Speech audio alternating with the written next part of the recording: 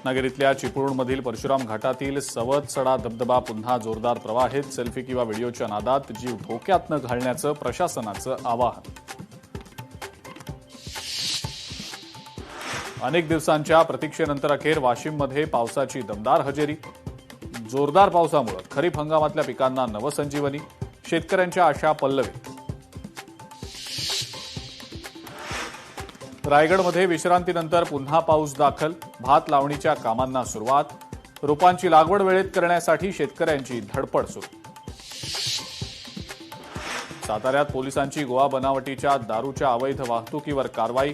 तपासणी दरम्यान तब्बल 1,56,28,000ची गोवा बनावटीची दारू जप्त. मावळमधल्या दुधिवरे खिंडीत वाहतूक कोंडीमुळे प्रवासी हैराण.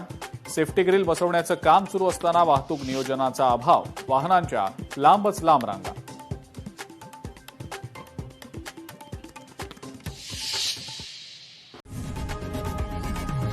लोकशाही मराठी ऐका, पहा, जागरूक रहा.